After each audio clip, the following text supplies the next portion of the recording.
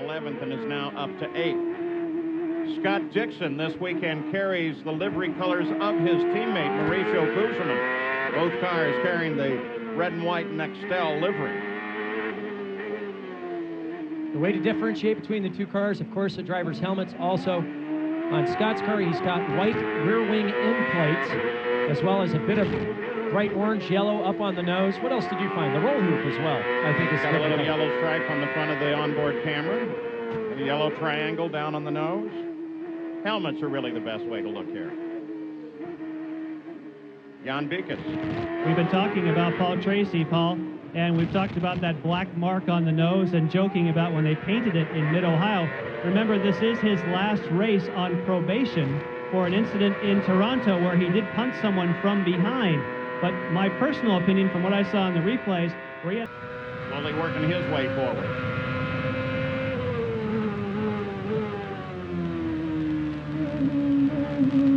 This is the start, it's almost the official start now, at least the traditional start of what they call the silly season. That's when drivers who do not have rides and obligations for next year begin to worry about it. Owners begin to make their little offers. It's a game of cat and mouse, a prod here, a question there. But Gidley is one of those that's not on the list of having anything for next year. In fact, the list is getting longer the more we think about it. Either Patrick driver is said to have anything. Bruno Junqueira, we don't know the status there. The Ray Hall drivers haven't been re-signed for next year. In fact, the list is quite long. And as you said, Paul, this is the weekend when the silly season starts, and I've seen a number of drivers of competing teams coming out of motorhomes that they didn't belong to. So very interesting. Mauricio Gugelmin now.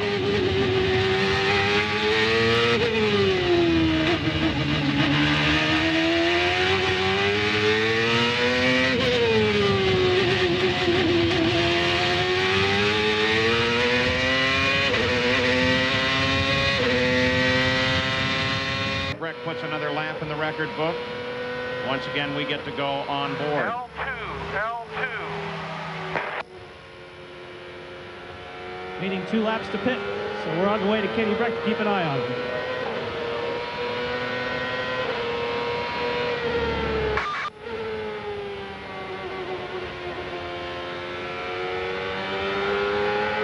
Man, I love those steering wheels. They're so cool. All the information on the wheel now. Considering how much they cost, you can hear over the audio going into turn 3 a telemetry burst. How much would that be? Ooh, $35,000 to $50,000 depending on the unit. Very busy time now for the driver. He is absolutely on the ragged edge here. You've got to judge your braking. Brake bias, adjust your weight jacker. Pits are wide open. From 140 down to 50. Brake bias, weight jacker, any roll bars, resetting fuel, and now going from asphalt onto the concrete, hitting the marks perfectly. This could be the race-deciding pit stop for Kenny Brack. And going to Jan Beekes. And when you're talking about resetting brake bias... That want to come off this. Stay with the fast car. Stay with the fast car. If he goes, you go. They want to come off of here with a victory. You're only as good as your last race. There's no better way to secure a career and have a great off-season. The blue car is Tagliani. That's Servia down to the left. Still there. Hold your line. Hold your line. Hold your line. Hold your line. On board with Mo.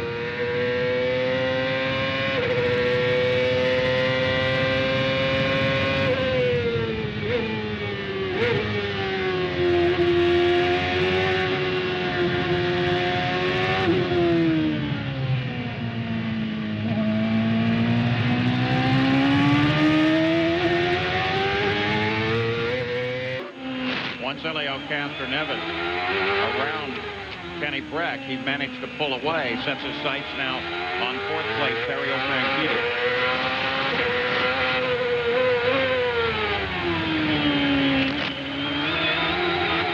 The radio chat now full of fuel conservation about what kind of numbers to get, how far they can extend until this first pit stop, with the exception of Roger Penske and Gilles LaFerrin. Roger Penske only telling Gilles what the interval is between... Camera's looking, even if it's looking at the underside of the chassis. On board now with Gidley. Just ahead is Kenny Brack. Brack is 5th, Gidley is 6th.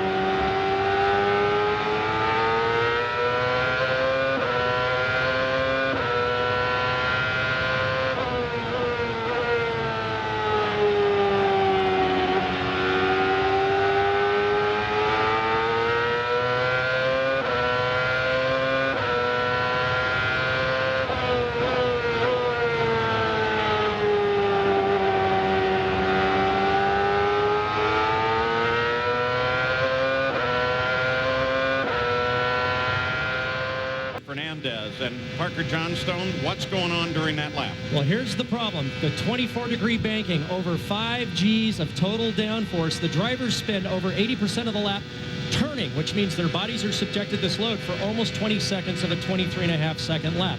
It's very bumpy, very quick.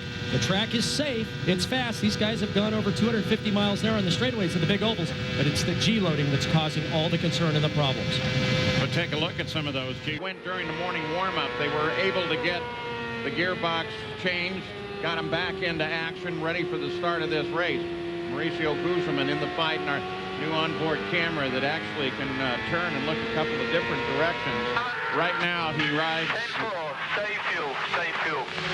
That camera rides looking back over the left rear of the car and makes the turn down to the inside. Guys at Broadcast Sports Technology doing a nice job there, aren't they? Love those onboard cameras. Working lap 167. 167 for Michael Andretti, with a report now that 4th place Christian Fittipaldi may have a problem. Well, it's not really a problem, but it is a concern. Turn 4, and we'll get an idea here of Gidley's car, what that looks like for him. Remember, Gidley well back in the field and being overhauled by the front regularly now. Still a bit of a glare. And this is so hard, because once you slow down and you start allowing people by on the inside, it's so difficult to get back in the swing of things, get back in the groove, literally and figuratively. Then once you're slow, you just stay slow. And for some reason, the car will run to the end of the race when it's this bad. In the top 10 for quickest laps. And you look at the guys that are putting in a huge drive. Brack, obviously, coming from well down in the field in 17th to 2nd. Fernandez, Zanardi, Franchitti, a little farther back. Great pit strategy from the Patrick guys. They moved from 19th and 20th. They're now up in 10th and 11th with Moreno and Vasser. Former 2-time series champion Alex Zanardi. We're going to ride with him.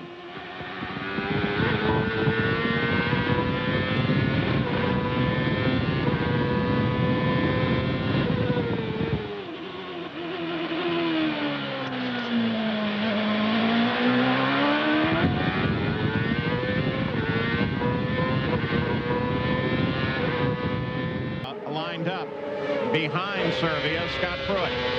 You know, he's seen last 3 or 4 times by, he's gotten passed by Adrian, he's gotten passed by Minassian. He just seems to be sliding backwards slowly. I think Parker's right. It's the tires. So certainly you would think it was tires, and we expect him in the pits just any time now. But makes for an interesting time to see how Oriol Servia performs. Currently running in 13th. At the front, it is still Elio Castroneves. Cristiano de Matta is 2nd. Jimmy Vasser is 3rd, and Gilles de Ferran sits in 4th place right now. It's Honda and then 3 Fords, the lineup. Everyone else experiencing a lot of turbulence behind these cars. Right in here, 5th through 9th. This is where the action has to come now. You ride with Junqueira, he's 9th. That's Jourdain Jr. just ahead. See a little twitch of the hands under braking. The back end stepping out just a little bit. Nice correction there. Once again, I'm surprised. No shifting happening. Obviously has a top gear that's working exactly the way he wants it to. The Toyota engine in this Target Chip Ganassi car pulling well. Fuel position 5. Put it on the pit board, Rob. Now there's a report that Tracy's engine might be in trouble. Let's move from Junqueira. We want to take you forward to 4th place Scott Dixon. During the early parts of the race, he was doing a lot of shifting. And he still is. That's interesting. Both of these cars powered by Toyota. It could be that just Junqueira is carrying enough speed through the corners where the Toyota engine isn't falling off the power band. The proper paperwork with him. Dixon's got a good run now on Gidley coming up to the keyhole. I'll look outside, inside now. Forget it. Yeah, we better be looking in the mirrors, because Bruno's right there. And see, this is the exit that's so important at this corner. Gidley nailed it. Dixon trying to distract Gidley on the entry. didn't nail it. That gave Bruno an opportunity to get right up on his gearbox. See if he pulls out and looks here. Yep. Well, you remember in that very corner, the incident involving Adrian Fernandez. Well, he's okay and ready to talk to us. He is. He's back on pit road. Adrian, it sounded like the throttle may have stuck. What happened down there? Only a straightaway separates him from the leader. When I look at lap times, Parker, I'm looking at Junqueira turning identical lap times to the leader. So that's a comfortable run for him. He's probably in very good shape. The thing I really am wondering about, though, is if, in fact, the Penske team is going to split the strategy some way, why would you split it to make the fair and the rabbit? Most points? Well, I think they're going for most points to pick up that 1 point for most laps led. Plus, if they get a break under yellow, he'll make back any problem that he's had in fuel deficit by those full course yellow laps. Right now, he had 3.9 seconds on Junqueira. Now that's down to 3.7 seconds. So in fact, Junqueira is slowly catching him. He had match pace. Now he's going a little bit quicker than Gilles de Ferran. Little less fuel, and now they're climbing back uphill through turns 1 and 2. It's very narrow here, line of sight very restricted, and now they dive 34 feet down this back straightaway, coming into turn number 3. As you ride once again with Junqueira and his chase of Servia, right behind him, we showed him to you just a moment ago, is Michel Jourdain Jr., young Mexican, and the team. On board with Adrian, a little different strategy there. They're going down 2 gears. You can see Shinji doing the same thing. So the 2 teammates making 4 shifts per lap here. Indicative that the race pace is quite a bit slower than qualifying. Also, these engines are tuned to run in a very narrow RPM band. They're only dropping a few miles an hour here, down in about the 215 mile an hour range. Shinji Nakano, of course, very popular with the crowd here. That's Moreno that he's trying to move on. Moreno is 13th and a lap down. Wow, you can see how that kills your momentum. Roberto closed the door on him, and look how far back Shinji dropped.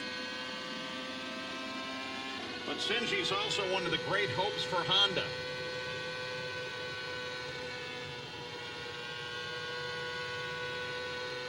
So Shinji still trying to get his lap back is Bruno Junqueira. He currently runs in 20th after his first lap altercation. Put him a lap behind the race. We'll just ride with him now. Bruno Junqueira, winner at Road America.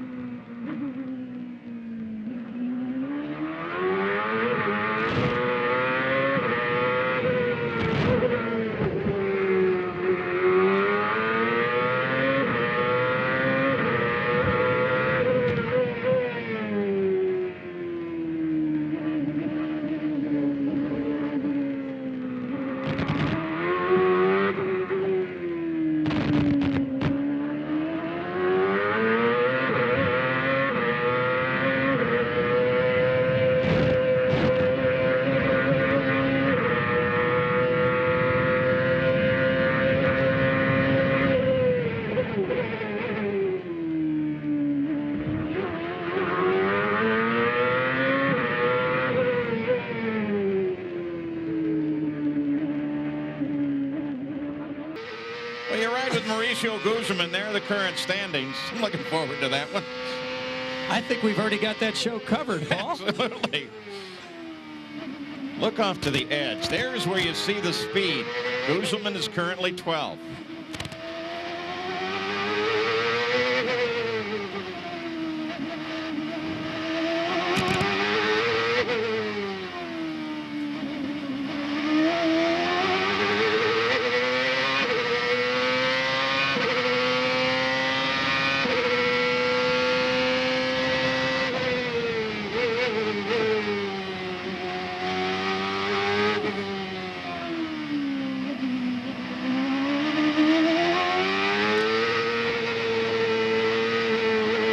Believe it or not, while we were away, nothing really happened. Everyone stayed in order. That is, no spins, no stops. Castroneves is the leader. Carpentier is 8/10 back in second place. Gilles de Ferran is third. And then there helps him out. Sportsmanlike conduct out of both. They know that turn is tough. And Elio Castroneves moves to third.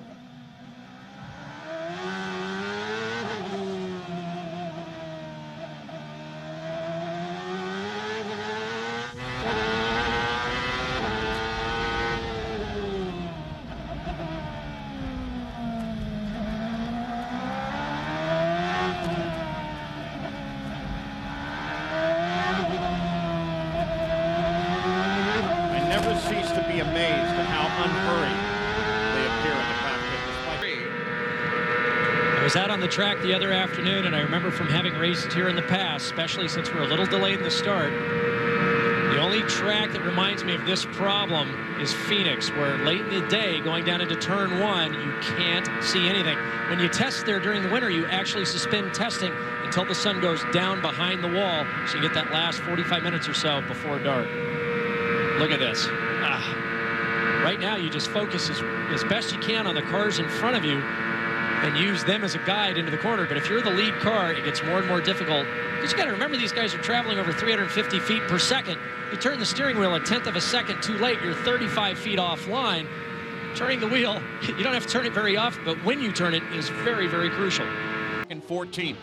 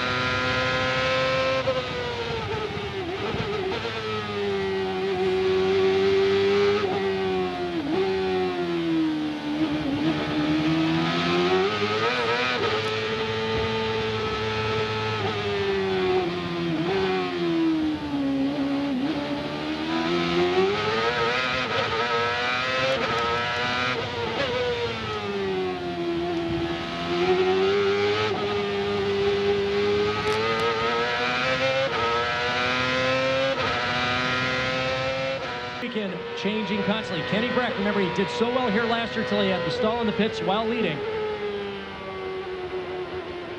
And an incredible thing happened last week. You may have heard Joe DeFerrin, when he climbed out of the car, refer to his feet being burned. And we found out after the race that there was so much heat buildup in the cockpit that many of the drivers back in Road America, Bruno Junqueira does everything he can. He's pitching the car sideways, but he's also thinking, as they are in his pits, about fuel. He's the leader of the race, followed by Andretti Zanardi. Nothing has changed since we left you. The question is, who comes in and win? And the best guess is all of the front runners will. Well, now Michael has picked up 0.2 of a second. Zanardi has dropped another 2 seconds back. He's 12 seconds back from Junqueira. Brack another second behind him. So now what we're looking at is Fernandez. One again. Zanardi working on Fernandez. Battles for third. 2 Honda-powered Renards now. Jan Vikas. Zanardi is looking like the Zanardi of old. Oh, yeah. Just check with Morris Nunn. I said, how's the fuel situation? He said, no problem. We have plenty. Yeah, the one in the top of the field that you got to wonder about is second place Alex Tagliani. Now 32 laps out since a refuel. What he needs, the radio conversation, he has to get 2 miles per gallon to make it for Tagliani. Oh, that's going to be tough. He's got Andretti 6.5 seconds in front of him. Fernandez is just 2 seconds behind him. These guys both on board with Memo Gidley, now 12th place. And on this track, 5 to 7 degrees of banking, and the track is extremely wide, between 61 to 81 feet, so there are opportunities to pass. Let's go to Gary Gerald. Quick update relating to Adrian Fernandez. We have a report of an engine misfire. Obviously, they're hoping that they can shake it loose, but we're hearing right now it could be an early end to the afternoon here for Fernandez. Fernandez, 18th. He started 17th, so at least he's generally holding position as we're back on board Gidley.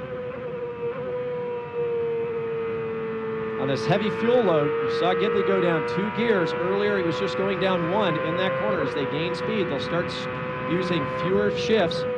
Speed differential here, top speed almost 230 miles an hour down the back straight. Minimum speed.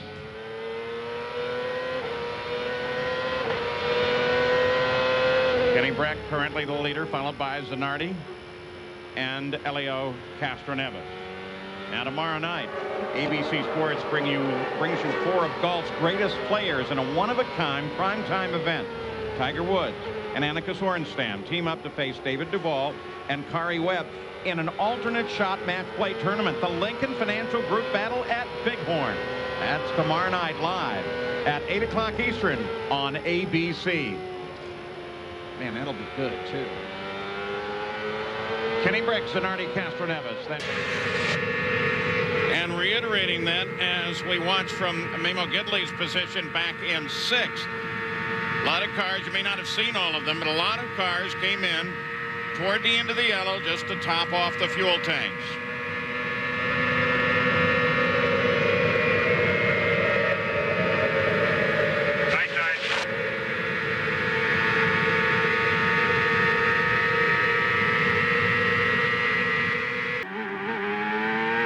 On board with last year's winner, Adrian Fernandez, started in 17th position, currently running in 18th. And if it's a bit of a prediction to the end of this race, Fernandez won last year on a really brilliant fuel strategy and often figuring out how to time those pit stops, when to bring them in and how much fuel to give them. Of course, you have to start with a full fuel load. They're going to look at that as a rule for next year and maybe put all of the fuel in the pit side tank and let you start the race with a short fuel if you want to. But under the current rules, you start with a full 35 gallons on board. But still, fuel strategy is really a very interesting game. A lot of consideration being given to try to take out the driver adjustability of the mixture control. They're having problems policing right now any of the electronics. I think that might be difficult to do, but certainly they need to do something to take away the luck that's involved, or the pure luck that we've seen in the last few races of just happening to hit the yellows at the right time, so that kind of alleviates engineering skill, driving skill, team's ability to do pit stops. Just being in the right place at the right time has worked out more often than not to determine the winner. Running down at this point, the Esplanade, the Pacific Ocean, is just off to your right. This one's 60 miles an hour in second gear in qualifying, but you tend to use third gear in the race. If you go up one gear... Nearly 20 miles an hour. It's a much more relaxed pace. Don't get me wrong, these guys are driving these cars as hard as they can, but they're not shifting now with the changing track conditions that they have today. These long runs, they can't push the cars nearly as hard, and it's just surprising to me to see such a reduction in speed from even earlier this morning.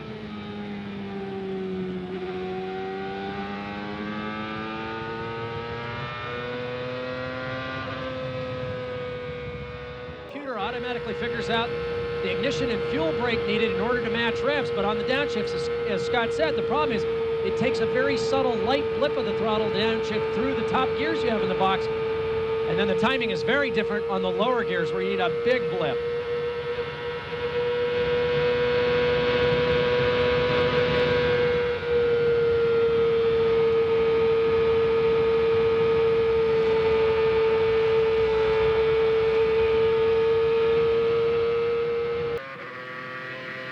On board with Junqueira. Junqueira is 11th. His teammate, Mimo Gidley, is right behind him. The last few races, though, Paul, you were talking about keeping championship hopes alive. We've seen such strange results. We've seen Mimo Gidley qualify 23rd now 3 times in a row. The last 2 races, he's ended up on the podium. Max Papis, as we've said, coming from the back to win Laguna Seca. So I think Jan's absolutely right. Kenny Breck's just trying to keep it clean, hopes that there's some misfortune that befalls Gilles de Ferran, and then tries to capitalize on that to take enough points away to keep his championship hopes alive into Fontana next weekend. Now, right here is where we saw Franchitti run into trouble. So I'm starting the stopwatch. The reason being is that that's where Franchitti got into trouble. Was there enough time for CART to make a decision to go full? And then, well, look, we're on board with the gentleman I was talking about. Stood up in the driver's meeting and said, I'm sorry, guys, but I'm coming through. You either can get out of my way or I'll push you out of the way. And yet Jimmy's still right where he started, back in 24th place. And Parker, just a few moments ago, Jimmy Vasser was on the radio saying the problem isn't speed, just can't get around these guys. It is tough to pass in these narrow streets of Houston. I'm a little surprised, Gary, because, you know, we've heard that at many other tracks during the course of the season, and yet we've seen very creative ways in which to pass, or drivers like at Vancouver just barging their way through. Yet everybody has settled down into this pace, and considering that there are a lot of drivers still looking for seats next year, I'm not so surprised by the championship contenders. They just want to score as many points as possible to take opportunity of other people's mistakes, but I would think the guys at mid-pack and farther back Get back and put you on board with Bruno Junqueira. He runs currently 21st. Just ahead of him is Scott Dixon. And watch how bumpy this circuit is as he makes the transitions from asphalt onto the concrete, back to the asphalt. This is the S section leading onto the pit straightaway. They come through about 100 miles an hour. Upshift to fifth gear. 170 miles an hour under braking here. 3.5 G's of braking force. Off camber, downhill. Onto the long straightaway. Up to top gear here. 190 miles an hour, braking all the way down to 40 at the end of the straightaway.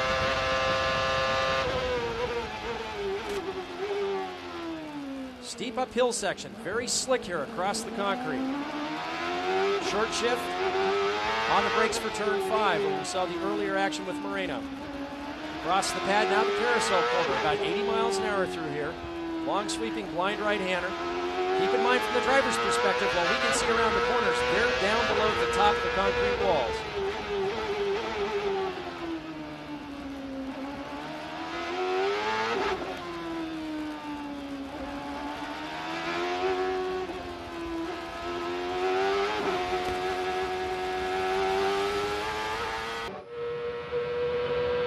Now we'll just ride on board. Third place, Kenny Brack.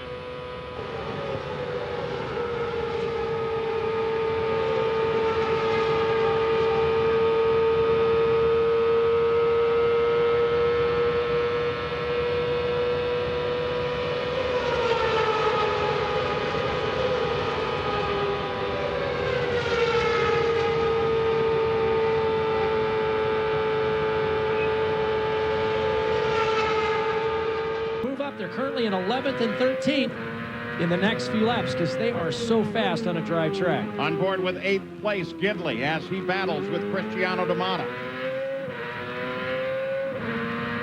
Down this long second straightaway. And then into this section where the good news is you don't get pushed around by the wind too much. Scott, here they come, Gidley and de Matta. Everybody's looking good down into here. Actually, he's getting Gidley's getting a little bit of heat as he comes through here from Tagliani. Couldn't really make a move, and you're right. The wind down on the track isn't too bad, but up where I'm at, it's getting pretty windy.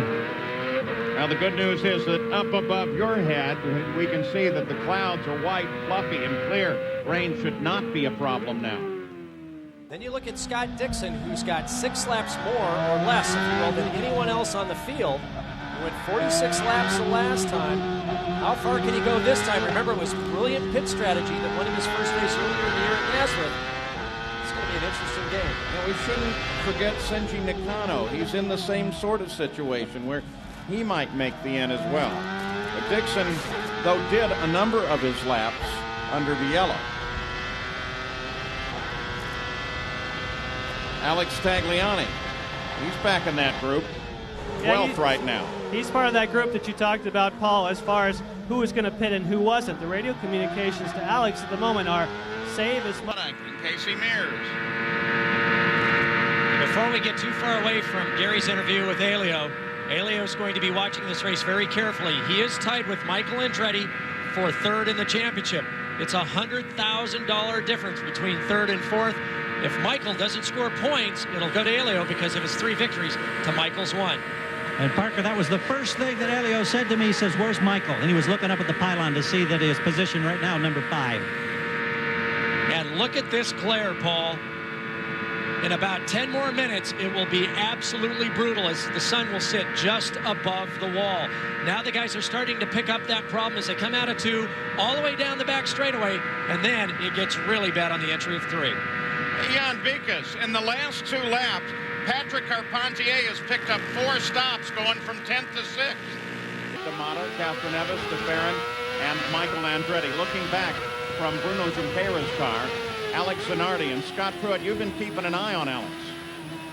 Yeah, I was a little surprised he's not picking up the pace a little bit. Now, he did come in, topped off with fuel, didn't change tires, so he's virtually running a little bit heavier load, but some of the guys that came in and made that splash are making a little bit of a move. He's running around the back of the pack. It'll be interesting to see how that actually will play out as the race unfolds and guys start making their first pit stop. Zanardi But Once one guy goes past, the others just have to do the same thing. Max Wilson is still the leader. Now with Gidley in second, then tag, Fernandez, Brack, and you ride on board for the 6th place car, Alex Zanardi, who has not been able to do all that much with his drives this season. I'd like to reverse that here today. There's no question about that. On board here with Mauricio Gugelmin, 7th place. Christian Fittipaldi is right behind him.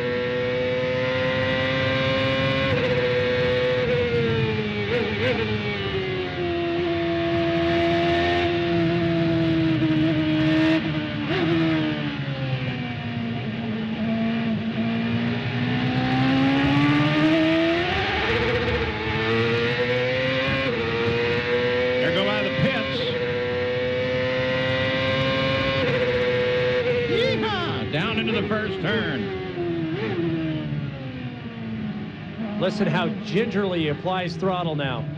Creep, creep, creep. Short shifts.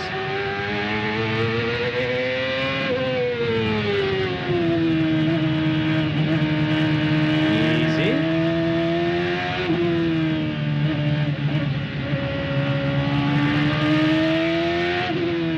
I'm gonna watch the starter stand while we keep an eye on Mo, because Michael Andretti has very, very good braking, over 3.5 Gs on the way in, but then this corner crest goes off camber and downhill. Very, very tricky. The car turns in well, gets light in the front, understeers, and then goes to big oversteer at the exit. But this is where it's really cool. Coming down this long downhill stretch, feels like you've got an extra 100 horsepower on the downhill run. Right here, the last lap is where Gidley went at Zanardi. Now he's trying to catch up to Adrian Fernandez. That'd be 16th position. That's when proven to be. Scott Dixon, who is second on the pit road as well. Zanardi will go back to the lead.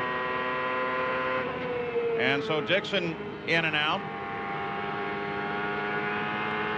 As you said earlier, because of food poisoning or flu earlier, missed the 2-hour practice session. Only got the half-hour practice session this morning. It's a tough way for a rookie, even though it's a new track for everyone, to get up to speed on this new 2-mile oval. We're going to keep an eye on Townsend Bell while we go away. May have some problems on his car. We'll be back. He was a little surprised because at Surfers Paradise, those two motors went to Moreno and Dixon. The other manufacturers being a little bit more conservative with their approach, but the Toyota motors have had perfect reliability so far this weekend. Normally the job of Russ Thompson is our statistician, passing information down to the graphics crew, Laurie and the gang. 500-mile race, his primary job is just counting lead changes away from the line. Russ, are you giving up on that? No, he's still keeping at it. He's got his fingers exposed, his shoes off, using every digit he's got to keep track of this.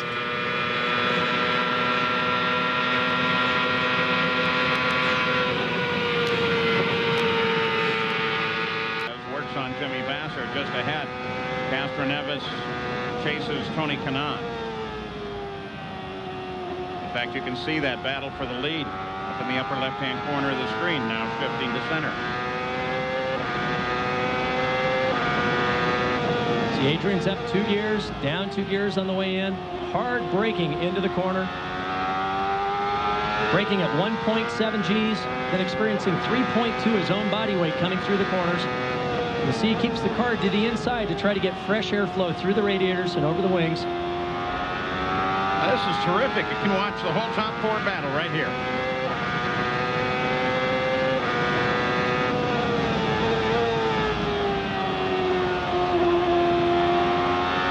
See Castro Neves up there inching in. This next set of turns may be critical for him. Doesn't get him on the entry.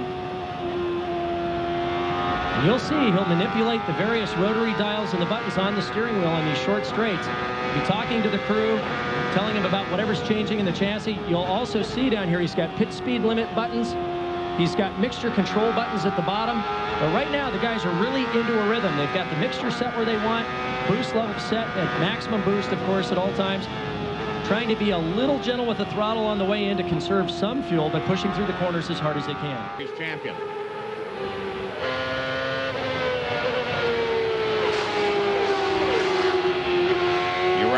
5th place, Bruno Junqueira.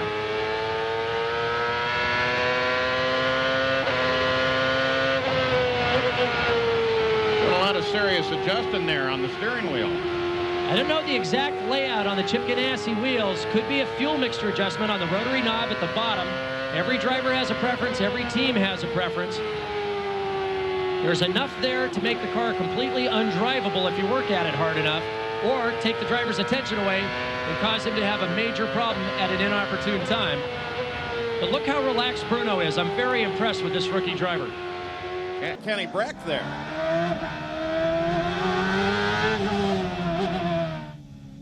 With Fernandez, currently 5th. Castroneves ahead.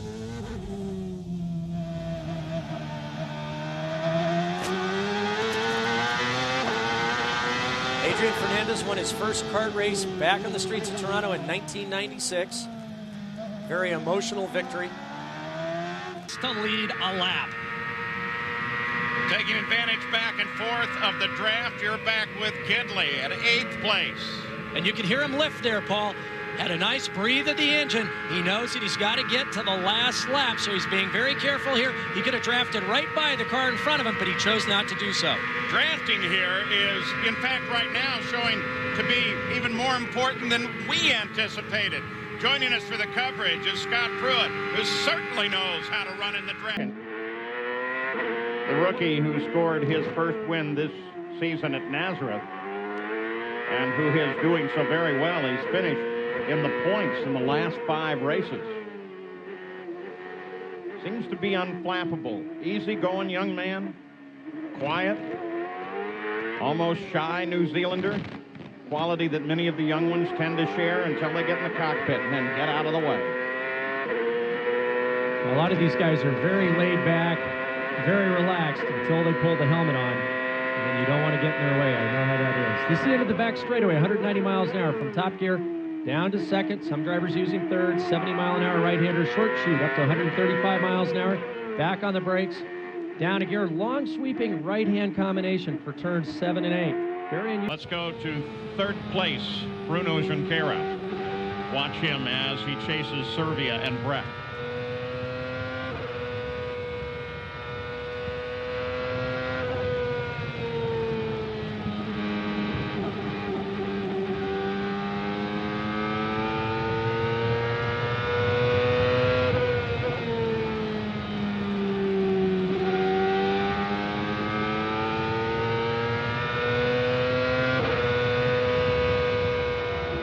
Trying to figure out how to set up a pass around Adrian Fernandez. All right, we're on board with Zanardi. We'll see what he does with this lap.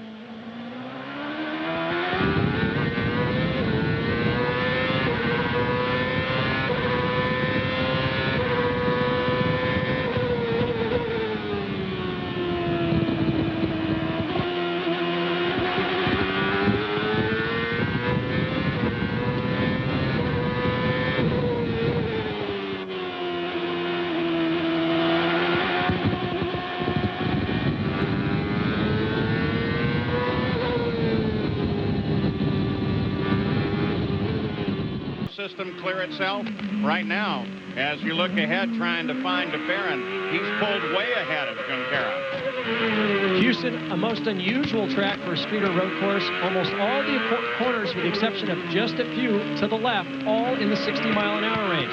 This is the 2,500 foot long back straightaway, top speed just over 180 miles an hour. Principal passing area occurs in this region, coming back into turn 5. Sweeping long left-hander. You can see how bumpy it is here. And unlike the other street courses, the drivers have no line of sight through the corners. There are no FIA curbs at the apexes. Concrete lines both sides of the track for the entire lap. Well, the engine sounds strong and smooth. No indication that he's not getting proper pressure, at least when we listen to the engine. profile than what a jet fighter pilot or an astronaut in the space shuttle gets. We're watching on-board shot of Mauricio Gugelmin when he was running around the track, and you can actually see his helmet get forced down, Parker. Well, and that's the big problem here. And Dave said it's the duration that's the problem. And also keep in mind in this environment, you've got heat, dehydration, and also the mental stress of having to deal with a very, very precise placement of the car at all times. Otherwise, there's dire consequences for making the very... On board. See how the engine sounds.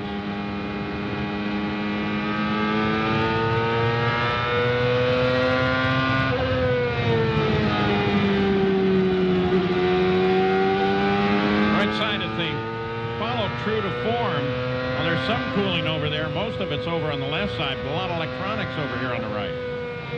Yeah, depending on the manufacturer and the team installation, though, a lot of the cars have large coolers, water and oil on both sides of the place right now.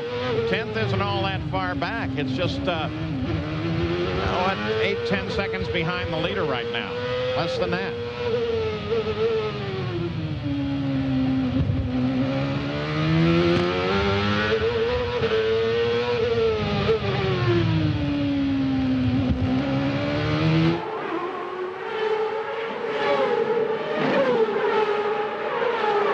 Riding on board with Max, you can see how bumpy this track is, how physical it is. Watch his hands, watch his head.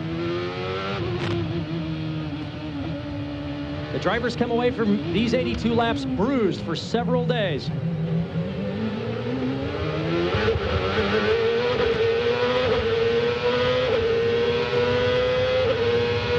Across the start-finish line for Max Papis. Continues in 10th place, Gary Gerald. Well, Scott was talking about how... Currently, Nakano is sitting well down in the field. He's down at 11th place. You ride now with Mauricio Gugelmin. That's a little bit of a surprise because Shinji was 11th quickest after yesterday's practice, but this morning he was down at 28th, so they obviously have a problem. Mauricio Gugelmin, he went very quick this morning. He's going through the complex on down in, coming out 11 into 12, nice and tight. He's holding right to the inside. Mauricio was 7th quick this morning. Remember last few years now, Packer West has struggled, but now Mauricio's got a new teammate, Scott Dixon. He's heavily motivated. They have a new engine in Toyota this year. Maybe things are looking up for Packer Big West. crash off the back. Max drove that car up into 3rd. Closing moments, he fell back to 4th. They said, hey, that wasn't a fluke. We've got a great engineer in Brian Ma. We've got great guys on board. And now, he just didn't luck into leading this thing. He is leading this field strongly. Fantastic performance for this very small team. That show you how rough it is out there. Watch these transitions in pavement. See Kenny Breck just having a look on the inside, just trying to fill Fernandez mirrors just to make sure that he knows he's there. This is one of the few tracks, Paul. Monday morning you get up as a driver, you are bruised across the shoulders and the hips. You are just beaten to death, the track being so rough. And remember the air. It's kind of neat to see these drivers as we're on board with Scott Dixon. So close to their homeland where they can get that large fan base. Franchitti, for example, as well. A lot of folks coming down from Scotland and from Edinburgh. And there are only 6 drivers in this field that have not previously competed in the UK in some form, whether it's Formula Ford, Formula Ford 2000, Formula 3, Formula 3000, or Formula 1. You've got to remember, this is a whole group of severe overachievers. So for many of these guys, they're as close to home as they've been. It brings back a lot of fond memories and previous championship memories for these drivers. Ride with Scott Dixon. He currently runs 6th. And Tony Kanaan is just ahead of him.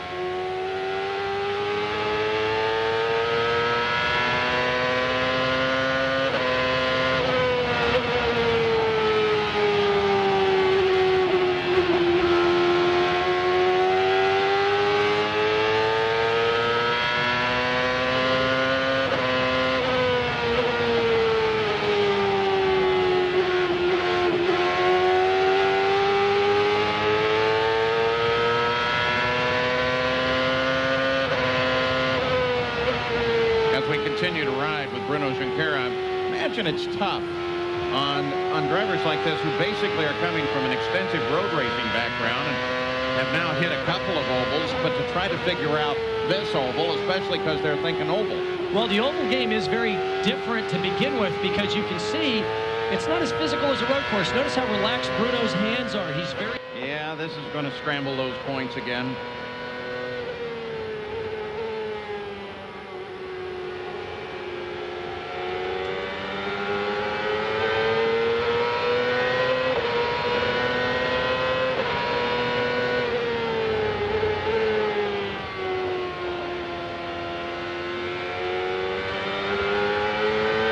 About 5 seconds back from this car is third place, Franchitti.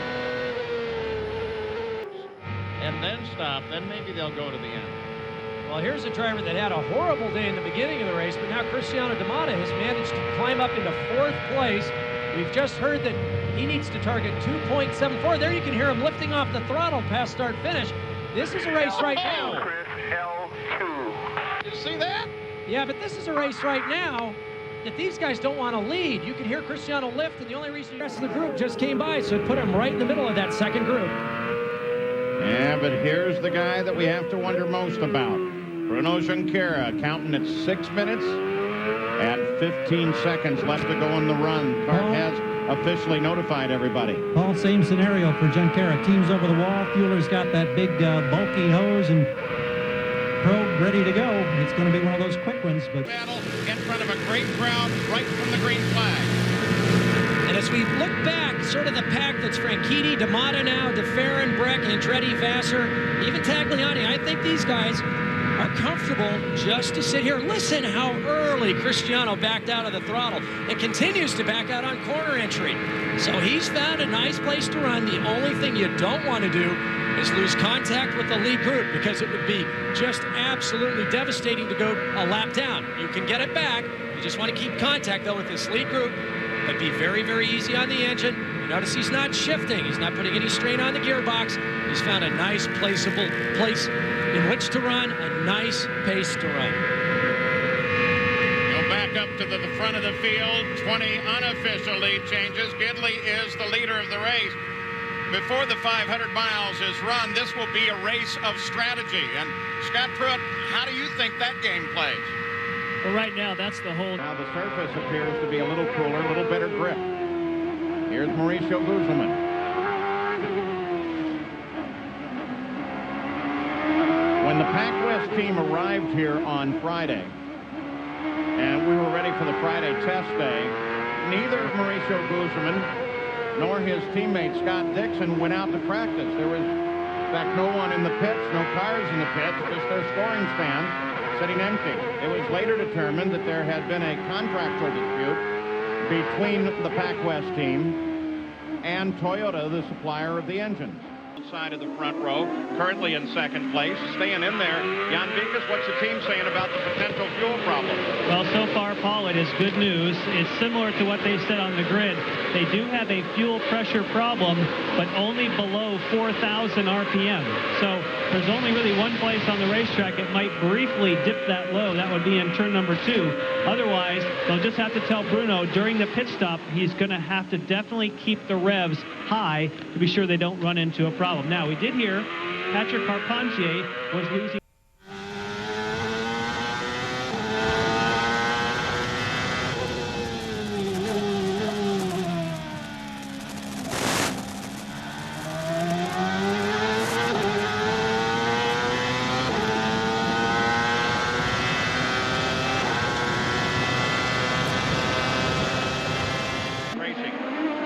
They'll replace that and getting back.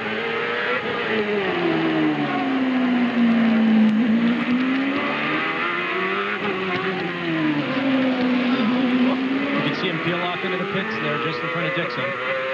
Every time I see it, I'm sure those are the pits. So Scott Dixon, finally, just beyond the halfway point, comes in field now. Adrian Fernandez, two-time winner here, currently runs in 7th place. His teammate, Shinji Nakano, is right behind him. That's Alex Zanardi ahead. And you know, with the retirement of Cristiano Matta in the accident and Tracy with gears, the two who are tied for the points lead are out of the race and, of course, will go pointless. So the championship will scramble again.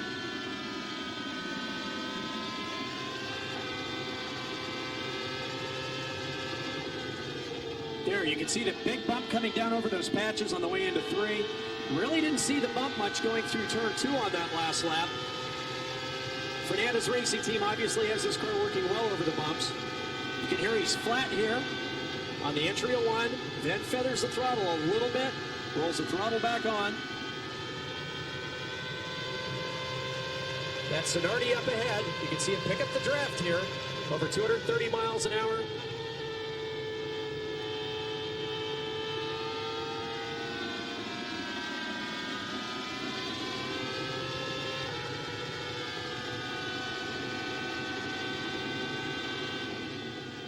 Bye.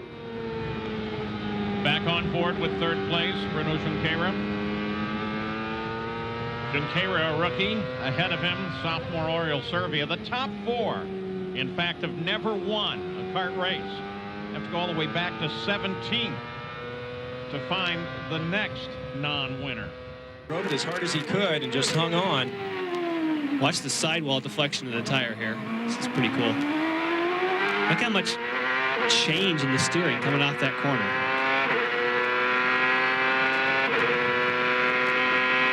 .190 miles an hour. Okay, he goes down to 3rd. Again, what you do in the race, 2nd in qualifying. And these are so difficult to judge on the exit of these chicanes. It goes downhill off camber here. Slips you right into the wall. That wasn't good. He locked up the rear brakes there. On Wilson. But Wilson's holding up just fine. I wonder, though, what the game ought to be for Wilson. You're thinking maybe drop back to 4th? I mean, he's really run the tires pretty hard thus far. Well, he has, and if you look at the 1st through 4th group, they've got about a 4-second lead on 5th and on down, which starts with Alex Zanardi. And I'm a little surprised that once that pass was made by Gidley, that Fernandez and Brack didn't pounce on. Spectacular runs, Michael Andretti and Dario Franchitti among them, that this very year have come from all the way in the back to win a race.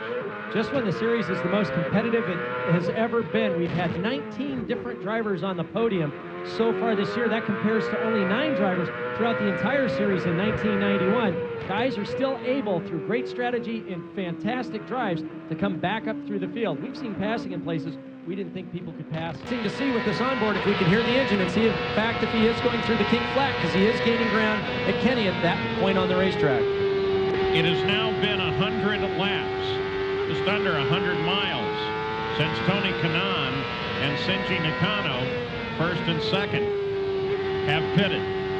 Coming off the last corner, let's listen to the engine now. No, he's got a pretty sizable lift going through the kink, but it's not apparently as much as Kenny's. Pretty much what Dixon is seeing in his rearview mirror. This is the fight for 2nd place. Junqueira trying to catch and pass Servia.